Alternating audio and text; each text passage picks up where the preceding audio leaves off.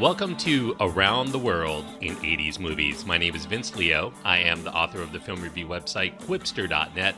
I invite you to check out over 4,000 of my written reviews. You can read there anytime. Quipster.net is where to go. QWIPSTER.net. While you're there, I do encourage you to check out my other podcast called the Quipster Film Review Podcast, where I cover brand new movies that are out in theaters or on VOD. You can check that out. The link is there at the website, Quipster.net. Today we're going to be wrapping up our look at vampire films. Sort of. I mean, there are plenty to choose from the 1980s.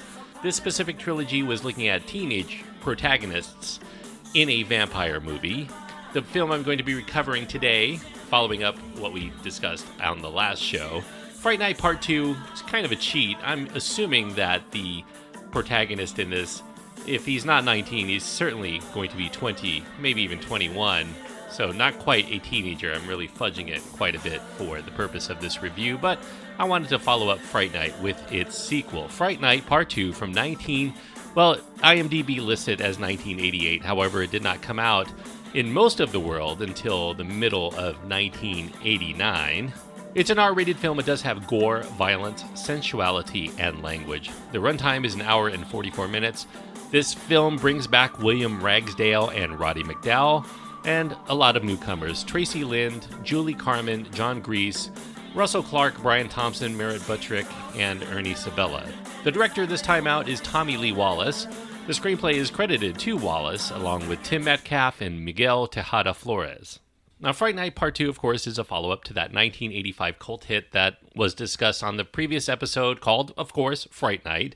And by just about every measure, I would consider this a disappointment. However, there are many people that actually think that it is a very worthy follow-up to Fright Night, and some people might even think it's a better film than Fright Night. Watching this film for the first time, I really cannot fathom why. I'm sure there are people out there that may disagree with me, and certainly I do encourage you to write to me because I just do not see it. As far as the plot goes, we find the protagonist, Charley Brewster. He's returning here, William Ragsdale. He's a college student now. He no longer believes. For some reason, he doesn't believe anymore in the existence of vampires. He's had about 3 years of therapy, and somehow that therapy has been effective because he is absolutely sure that there are no vampires in the world. Also helping him overcome his supposed fantasies is his new girlfriend, not Amy from the first film. We have a fellow student out of the college named Alex, played by Traci Lind. Things get a little bit dicey in the relationship between Charley and Alex because Charley is getting seduced in a certain way through his dreams by this sexy vampire who's posing as a performance artist. Her name is Regine Dandridge, played by Julie Carmen. If that name sounds familiar, it's because Jerry Dandridge was the vampire in the first film. This happens to be the sister of that vampire that was defeated by Charley and company in the first movie. Now, Regine wants revenge in the form of turning Charley into her wicked vampire servant, at least until the end of time. And he knows he's in trouble if he doesn't get help. So he again goes to the only source who's going to believe him, that B-movie horror host and vampire slayer Peter Vincent, played again by Roddy McDowall. However, Regine is cunning, she's powerful, and she's brought along a gang of fellow vampires to help protect her. So this is not going to be easy. Now, this is a gorier, less amusing effort, I would say, this time out. It's directed and co-written by Tommy Lee Wallace. Wallace is a longtime friend and collaborator with John Carpenter, and if that name sounds familiar to you, he was the prior director. He also wrote Halloween 3, Season of the Witch, the one that kind of falls outside of the Michael Myers storyline. And he also, in the future, just the very next year, he directed a 1990 TV miniseries adaptation, very famously, of Stephen King's It. Now, the original writer, director, and creator of Fright Night, Tom Holland, he had declined to come back for this sequel so that he could pursue making Child's Play. And what's missing here in Fright Night Part 2, at least as far as I'm concerned, is wit or inspiration.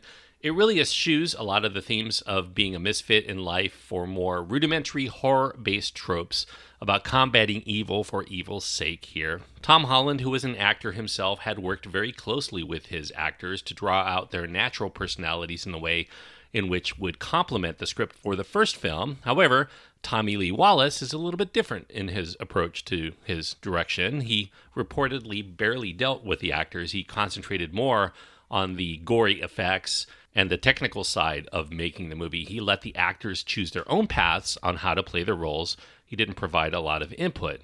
And so, therefore, it's a little bit less personality-driven here. Definitely much more emphasis on getting the look just right. And while it brings back the two main characters from Fright Night to star, it does contain the same composer and Brad Fiedel for the score. Although the film as a whole still feels a little bit too different in tone and tempo from the first effort to really qualify, I would say, as a successor in all the things that you enjoyed about the first film. Now, tonally, I would say Fright Night Part 2, it feels by comparison passionless and without much inspiration beyond setting up more mayhem as a follow-up. It chooses instead to try to mix things up in this similar plot. The mix-up here is that Charley is the one who needs to be convinced by Peter Vincent that vampires are real. In the first film, it was the other way around. Somehow the tenacious boy who refused to give in when everyone around him thought he was crazy, that was in the first film. However, somehow this pretty lackluster psychiatrist is able to convince him that he has been wrong all along, despite gaining all the evidence that he had needed in that first film and getting all the naysayers around him to be convinced as well. Somehow, Charley, as long as he doesn't believe, nobody else believes. Also, Charley here is the one in the relationship that needs to be saved by his girlfriend. It was the opposite the first time around, and other than that, I would say there's not so much here to come back to enjoy, because it not only falls short of its predecessor in terms of old-fashioned B-movie laughs and that 80s-tinged charm, but it also has the unenviable distinction of following two of the most well-loved vampire films among genre fans of the 1980s in The Lost Boys and Near Dark. Those came out just the year before. And Julie Carmen here, she does what she can. She is alluring, she's sometimes scary, but her take on Regina ends up falling short of the fun that we saw in Chris Sarandon, who performed a very similar role in the first go-round. And that's partially because her character is so ill-defined here that her personality entirely changes from scene to scene, from scary to funny to seductive to whatever the scene calls for it. Also doesn't help that she has to compete for screen time with this entourage of three other vampire subordinates who are played in fairly one-note fashion. I mean, one's an androgynous roller skating mute. I said that right. Another who calls out the names of bugs before he eats them. And then this other one is a daffy werewolf. Maybe not even a vampire, but one that can turn into a wolf. And they play for either comedy or terror, also depending on whatever the script is going for at the time. Now, reportedly, there were plans to bring back Stephen Jeffries as evil Ed Thompson, but he declined to return because he had a commitment to appearing in 976 Evil that same year, and that prompted his character to get rewritten as that comical vampire Louis, played by John Grease. Amanda Bierce also declined to come back to her role as Amy Peterson because she saw her role on TV's Married with Children get expanded, so she didn't really have the time. As far as her character goes, Charley gives an explanation on why he would no longer be with Amy, something about leaving him for an older man who resembled Jerry Dandridge. However, that scene reportedly ended up getting cut out of the film in the final release, so there's really no explanation for those people who see the movie as to why she's no longer there. The main baddie, Regina, was originally intended to play for a comedy much more so than the seductive menace that we see in the final product. That character is written to play up a spoof of Elvira, Mistress of the Dark, as a rival to Peter Vincent for control of his TV show. Some of that ends up in the script, in the final product, but it's very lightly touched upon. Julie Carmen ended up declining the role because she wanted some revisions made to make the character less of a spoof and much more of the seductive vampire that Chris Sarandon had been in the first film. Now, I recognize I'm being pretty harsh for those people who like Fright Night Part 2. Certainly, I know a lot of you are shaking your fist at me. I would say it's not a complete waste, at least as far as I'm concerned, because I would say one charitable thing I can say about the movie is that despite a smaller budget of $8 million, it does appear that it makes better use of its production money than its predecessor, especially in the design and the implementation of the creature designs. I mean, Tommy Lee Wallace, like I said, it was concentrating much more on the technical aspects, and I think that it does pay off in that respect. The makeup work, in particular, is actually quite good for a smaller film, and some of these creatures are effectively scary when the time comes for them to rear their literally ugly heads into the story. However, I would say that that's probably the only thing I would consider personally to be better than the first Fright Night this time around. Despite its low budget, Fright Night Part 2 would go on to be a big commercial disappointment. It took in just under $3 million in its short run. The sequel to Fright Night had been greenlit back in 1985 before the film had even hit theaters. However, there was a changing of the guard at Columbia Pictures, and that new guard looked down upon horror flicks. They really wanted to concentrate more on highbrow entertainment that was going to give the studio some prestige and perhaps a number of Oscar nominations. So Fright Night Part 2 was not high on their radar. They ended up selling off the rights through producer Herb Jaffe to a small company called New Century Vista. They were the makers of lesser-tier cinematic efforts like Made to Order and Ruskies and The Gate and The Wraith. Those are the biggest films in their repertoire, which aren't that big, although if you know your 80s films, they do probably ring a bell. The director here, Tommy Lee Wallace, and co-star McDowell, they blamed the lack of distribution on New Century Vista's head, Jose Menendez, for releasing the film with poor marketing, and it actually went into no more than 150 theaters, which is dismal, especially compared to the first film, which had many, many times that many screens. A big bust here from a marketing and distribution standpoint. It did not stand a chance. Even if the film was good, it really was not going anywhere. Now, even with its financial failure, there were still plans in the works to continue on with the series. There was an attempt at a third movie in the franchise. Tom Holland talked about possibly returning. However, these plans would end up getting nixed with the infamous murder of that aforementioned Jose Menendez and his wife by his sons Lyle and Eric Menendez on August 20th, 1989, on the very same evening that he had had an unpleasant discussion with Tommy Lee Wallace and Roddy McDowell just earlier that day. Upon hearing the news of Jose Menendez's murder, McDowell mentioned to Wallace, kind of flippantly, in a phone conversation, "Well, I didn't do it, did you?" So really, the follow-up kind of died along with Menendez at that moment. Now, with the third movie seen as not holding much promise, the franchise ended up remaining dormant, at least until a less appealing remake back in 2011 that starred Anton Yelchin and Colin Farrell. And there was a straight-to-video follow-up to that 2011 remake with a different cast in 2013. That is not considered in high regard at all.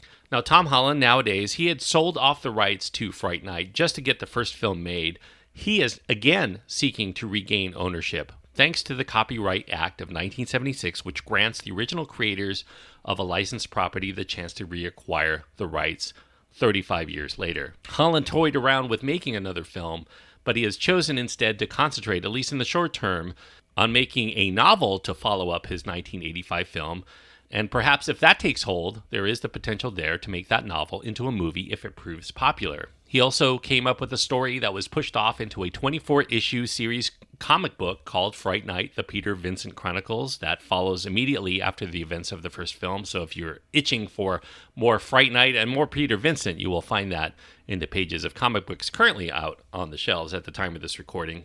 So there's a lot of Fright Night that is in the works still for fans of the series. My fandom pretty much ends with the first film, although if Holland is involved, I definitely will give something a look. Maybe that book, maybe if they make another movie with Holland as the screenwriter and or director, I will be interested. But as far as Fright Night Part 2, I cannot recommend it, unfortunately. As Jerry Dandridge famously told Peter Vincent, the vampire hunter, when confronted with a crucifix to no avail, "You have to have faith for this to work on me." And without a studio willing to back its product, and a director who seemed to have little interest in the source material that Tom Holland drew from to make the original Fright Night so fun, I would say there wasn't anyone who possessed enough faith in their own franchise to make it a success in the end. And so that's why I cannot give a very high recommendation to Fright Night Part 2. I'm going to give it 2 stars out of 4. 2 stars on my scale means that I do think that there is something vital that is lacking